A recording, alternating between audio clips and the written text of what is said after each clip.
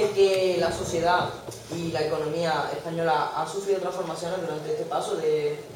no estar a entrar en la Unión Europea? Sí, transformaciones realmente importantes. Por ejemplo, en lo que se refiere a la sociedad, se ha producido un cambio realmente importante al respecto de una sociedad mucho más moderna, especialmente en lo que se refiere, por ejemplo, a los sectores productivos, en consonancia también con la economía, y desde luego la sociedad actual,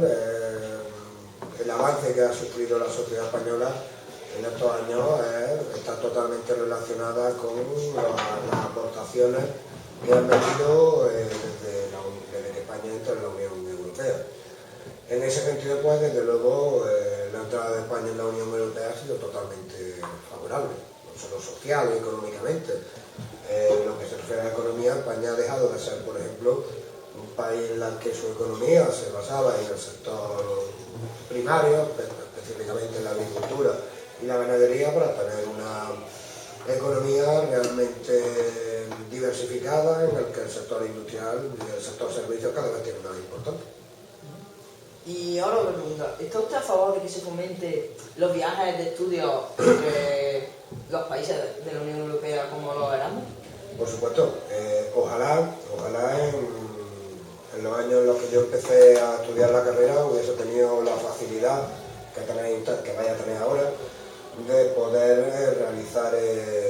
los estudios o parte de vuestros estudios universitarios en otro país de la Unión Europea. Es algo fundamental no solo para crear o consolidar vuestra personalidad, sino porque os va a dar un nivel cultural bastante más importante del que tendríais y una visión de Europa diferente de la que tendríais si únicamente realizase esos estudios en España.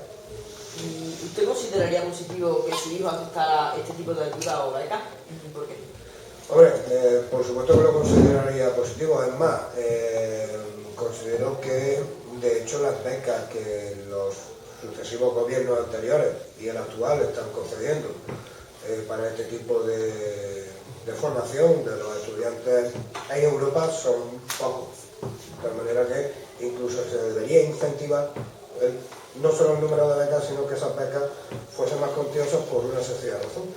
Porque hay que atender también asimismo a aquellas familias que tienen menos recursos económicos y que a esas familias pues se les pueda dar una inyección económica más importante que a otras que tengan más recursos económicos.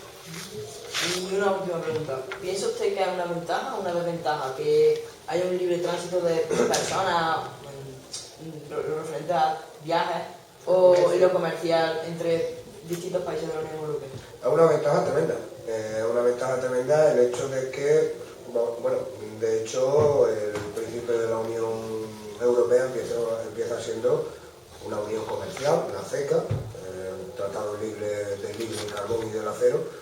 impulsado especialmente por Alemania y por Francia. De hecho, yo considero que Charles de Gaulle, presidente francés de estos momentos, fue el principal impulsor de la Unión Europea que tenemos.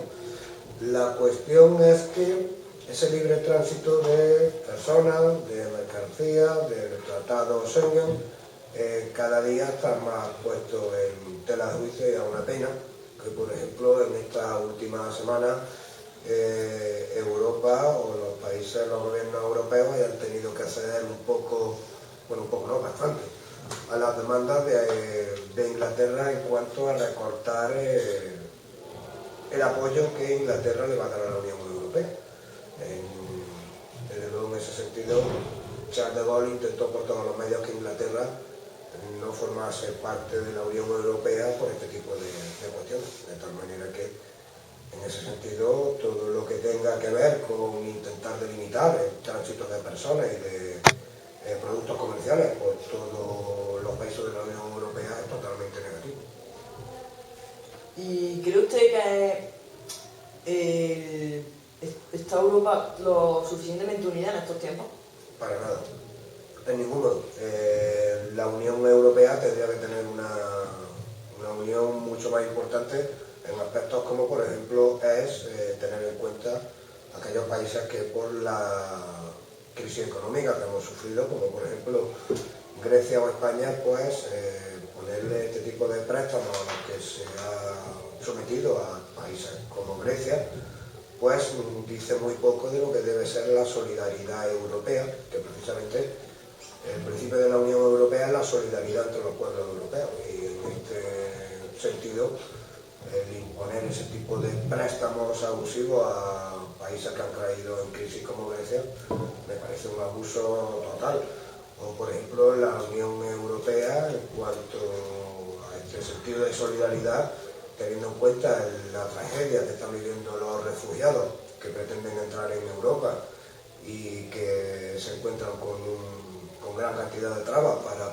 poder ser acogidos en países de la Unión Europea. No tenemos que irnos muy lejos para encontrar esas trabas, por ejemplo España.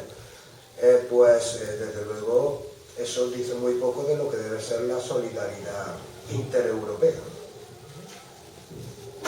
Pero bueno, ya estamos al final y ya está, que muchísimas gracias por la entrevista